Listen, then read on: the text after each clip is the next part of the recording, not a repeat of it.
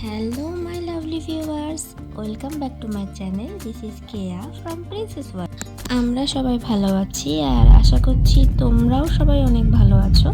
আজকে তোমাদের সাথে শেয়ার করতে চলেছি আমার জীবনের ভীষণ স্পেশাল একটা দিন।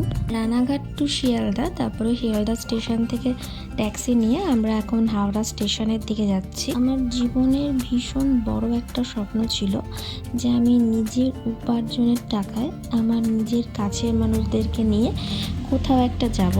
তো সেই দিনটাই আজকে সত্যি হতে চলেছে। আমি, মা, বাবু, দেবায়ন আর ওর মা, আমরা মোট 5 জন মিলে বেরিয়ে পড়েছিলাম। সত্যি বলতে এই ট্রিপটা একদম রাতারাতি আমরা প্ল্যান করেছিলাম। মানে আমার মা, বাবা আর দেবায়নের মা এরা টিকিট কাটার পরে জানতে পেরেছে যে আমরা যাচ্ছি। অনেক দিন ধরে প্ল্যান করে কোনো ট্রিপ আমাদের সাকসেস হয় না, এই হট নট ট্রিপগুলোই সবসময় সাকসেসফুল হয়। তো অবশেষে তোমাদের সাথে কথা বলতে বলতে আমরা হাওড়া স্টেশনে চলে এসেছি। স্টেশনে এসে আমাদের তখন ট্রেনের টাইমের অনেক লেট ছিল, তো সেই জন্য বাবু আর দেবায়ন মিলে ওদিকে গেছিলো চা খেতে। আমি অত চা খোর নই, চা পার্সন নই, তো আমি চা খেয়েছিলাম না, ওরা দুজনে খেয়েছিল। আর বাকি দুজন আমাদের বাকি দুজন মা ওরা ওখানে ওয়েটিং রুমে ওয়েট করছিল। হাওড়া স্টেশনে অনেক বছর পরে আসলাম। আগে যখন মায়ের চেক আপের জন্য ভেলোরে যেতাম, সেই তখন 2004 সাল, তখন লাস্ট এসেছিলাম মনে হয়। তারপরে অনেক বছর পর হাওড়া স্টেশনে আমার আসা। তো তারপর ওখান থেকে আমরা পিৎজা হাটে চলে গেছিলাম। পিৎজা হাটে গিয়ে আমরা দুজন মিলে নিয়ে নিয়েছিলাম একটা পিৎজা। আর এইখানে ঘটে গেছিলো একটা হাস্যকর বিষয়। আমার বাবু পিৎজা হাটে বসে বাবুজি কেক খাচ্ছিল। আমরা বাবুজি কেক নিয়েছিলাম ওখানে খাবো বলে, আর মারা যেহেতু বসে আছে ওদেরকে দেবো, তো আমার বাবু ওখানে বসে স্মার্টলি, কোনো ব্যাপার না, বাবুজি কেক খুলে খাওয়া শুরু করে দিয়েছিল। আমাদের দুজনের এতটা হাসি পাচ্ছিল এটা দেখে। বাবুর কোনো ব্যাপারই না, এত স্মার্টলি খাচ্ছিল যেন ওটা বাবুজি কেক না, ওটা পিৎজারই একটা স্লাইস। আসলে আগেকার দিনের মানুষ তো, তাই এই সব বিষয়গুলো অতটা জানে না, আর জানার থেকে বড় কথা মানতেও চায় না। এই যে তোমরা আবার দেখলে বুঝতে পারবে, কোনো ব্যাপার না, নর্মাল। আমাদের যে এতটা হাসি পাচ্ছে, তারপরে আমি এই ভিডিওটা করছি বলে আরও রেগে গেছে আমার উপরে, যেটা ভিডিও করার কী আছে। তারপরে পিৎজা খেয়ে আমরা এখন যাচ্ছি ওই যেখানে ওয়েটিং রুম, ওরা ওয়েট করছে ওদের এখানে। আমরা ওদের প্রায় 1 ঘন্টার ওপরে ওখানে বসিয়ে রেখে এসেছি লাগেজগুলোকে পাহারা দেওয়ার জন্য। আর আমরা যে ট্রেনটাতে যাব সেই ট্রেনটা ছিল সকালে। আমরা সেই সব করেই টিকিট বুক করেছিলাম, বাট আমাদের যাওয়ার আগের দিন মেসেজ আসে যে ট্রেনটা প্রায় 6 ঘন্টা লেট। আমরা যদি ফার্স্ট টাইম এরকম ট্রেনে করে যাচ্ছি, তো কারোরই সেরকম কোনো আইডিয়া ছিল না। তো আমরা এদিক ওদিক থেকে খবর নিয়ে একটু দেরি করেই বাড়ির থেকে বেরিয়েছিলাম। তো এই যে অবশেষে প্রায় 6 ঘন্টা তো লেট ওখানে লিখেছিল, বাট 6টায় আসার কথা ছিল, সেখানে 7:30টার সময় ট্রেনটা এসেছে। এত লেট আমি ছোটোবেলায় অনেক ট্রাভেল করেছি মায়ের অসুস্থতার কারণে। ভেলোরে গেছি, প্রচুরবার ব্যাঙ্গালোরে গেছি, বাট এরকম কোনো সময় হয়নি। প্রায় 7-8 ঘন্টা ট্রেনটা আমাদের ভুগিয়েছে। আমরা 7-8 ঘন্টা ওয়েটিং রুমে বসেছিলাম। অবশেষে যে ট্রেনটা এসেছে, এতেই আমরা সবাই ভীষণ খুশি। মাঝখানে তো আমরা ভেবেছিলাম যে ট্রেনও আসবে না, আমাদের যাওয়াও হবে না।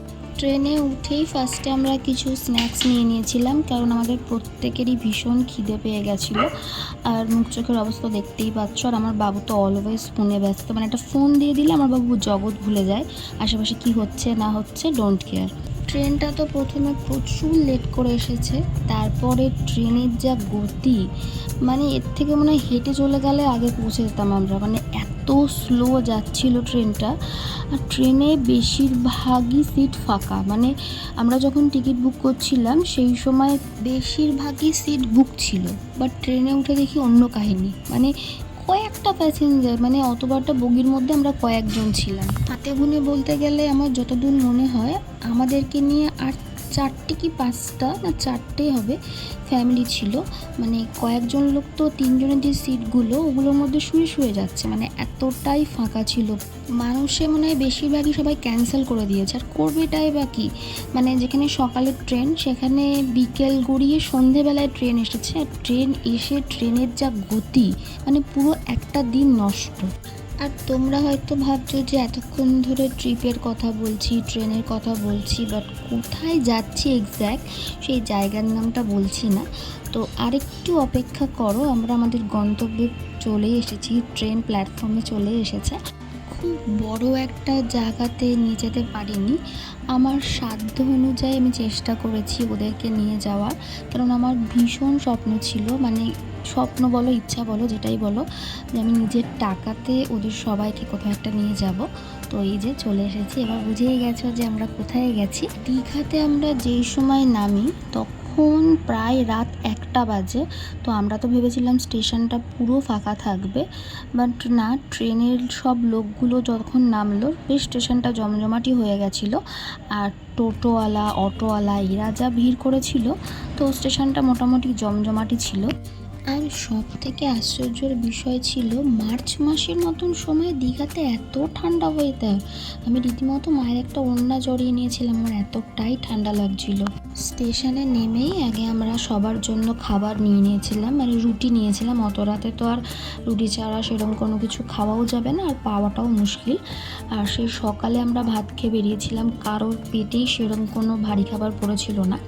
খাবার নিয়ে তারপরে আমরা এখন অটো করে যে হোটেলটা আমরা বুক করে রেখেছিলাম সেখানে যাচ্ছি। বাট হোটেলে গিয়ে পরে জানতে পারলাম যে এখানে বললে এরাও নাকি খাবার রেডি করে রাখতো। যাই হোক, এটা আমাদের মিস্টেক। আর আরেকটা মিস্টেক কী করেছি জানো, এই যে জলের বোতলটা দেখছো, এটা আমরা হোটেল থেকে নিয়েছি। যে রুটির দোকান থেকে আমরা রুটি নিয়েছিলাম সেখানেও ঠিক একটা 5 লিটারের জলের বোতল নিয়েছি, টাকাও পেমেন্ট করেছি, বাট জলের বোতলটা নিয়ে আসিনি। যাই হোক, অত রাতে কারোর আর মাথা ঠিক ছিল না। তো রাত্রিবেলা আর ব্লগটা কন্টিনিউ করিনি, কারণ সেরকম আমার এনার্জিও ছিল না, প্রচুর জার্নি হয়ে গেছিলো।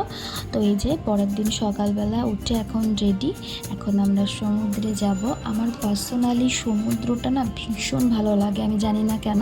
আর এই যে আমার পেছনে কর্পোরেট মজদুর, মানে কি বলবো, ভ্যাকেশানে এসেছে তাও ফোনে বকে যাবে। মানে কর্পোরেটে যারা কাজ করে তাদের জীবনটা যে কি বাজে, মানে তাদের সাথে যারা থাকে তারাই জানে। ফার্স্টে ওদের 3জনকে লিফট করে নিচে নামিয়ে দিলাম, তারপরে এই যে আমরা এখন ওয়েট করছি লিফটটা উপরে আসবে, তারপরে আমরা দুজনে যাব। আর আমরা যে হোটেলটাতে স্টে করেছিলাম, হোটেলের ব্যবহার এত ভালো ছিল, মানে অত রাত্রে আমরা ওখানে পৌঁছেছি, লিফট বন্ধ হয়ে গেছিলো, শুধু আমাদের জন্য ওরা আবার লিফটটাকে চালু করেছিল যাতে আমরা উপরে ঠিকঠাকভাবে উঠতে পারি, কারণ মা একটু পায়ের সমস্যা ছিল। মানে ওদের ব্যবহার ভীষণ ভালো, আমরা ওখানে 3 দিন ছিলাম, খুব ভালো ওদের ব্যবহার। আমরা যদি পরে কোনো দিন দীঘাতে যাই তো আমরা ওই হোটেলেই স্টে করব। এখন আমরা ওই একটা বাগান মতন আছে, তার মাঝখান দিয়ে সমুদ্রে যাওয়া যায়। তোমরা যারা দীঘায় যাও তারা হয়তো চেনো এই রাস্তাটা। তো ওখানে যেতে যেতে আমাদের সাথে অনেকগুলো ঘোড়া, তাদের বাচ্চা, ঘোড়ার বাচ্চা, তাদের সাথে দেখা হলো। মানে ঘোড়াগুলো এত সুন্দর দেখতে, ধবধবে সাদা, মানে ভীষণ ওয়েল মেনটেন ঘোড়া এগুলো। আর এই যে এই ঘোড়াটাই সুন্দর সাজিয়েছে না, অনেকে ঘোড়ার পিঠে উঠছিল, বাট আমার আবার খুব ভয় লাগে সব ঘোড়ার পিঠে উঠতে। তো এই যে আমি এতটা খুশি হয়েছি, তার কারণটা কি, আমি সামনে সমুদ্র দেখতে পেয়েছি। আমার এত সমুদ্র ভালো লাগে, ছোটোবেলায় ফটোতে দেখেছি, মানে তখন আমার মনে নেই, 3 বছর বয়স ছিল, তখন পুরীতে গেছিলাম, সেটা মনে নেই, বাদ দাও। আর আমি পন্ডিচেরির সমুদ্রে গেছিলাম, তখন একটু বড়, ক্লাস 3তে পড়ি। সেই সময় থেকে আমার সমুদ্র ভীষণ ভালো লাগে, মানে সমুদ্র দেখে না আমি কেমন পাগল পাগল হয়ে গেছিলাম। আমি না ফার্স্টে ভেবেছিলাম যে এখানে হয়তো যাচ্ছি ঘুরবো টুরবো, বড় জোর একটু পায়ে জল দেবো দিয়ে চলে আসবো, সেজন্য আমি সেজে গুজে 1 পিস পরে গেছিলাম। বাট ওখানে গিয়ে যখন সবাইকে দেখছি জলে নামছে, তখন আমার ভীষণ ইচ্ছা হয় যে আমিও এখন জলে নামবো। তো ওদেরকে ওখানে বসিয়ে আমি আর দেবায়ন এখন লজে যাব, গিয়ে ড্রেস চেঞ্জ করে আসবো, এসে তারপরে জলে নামবো। তো নেক্সট পার্ট নিয়ে খুব তাড়াতাড়ি আসছি। এই ভিডিওটা ভালো লাগলে একটা লাইক, কমেন্ট, শেয়ার করো। Thanks for watching.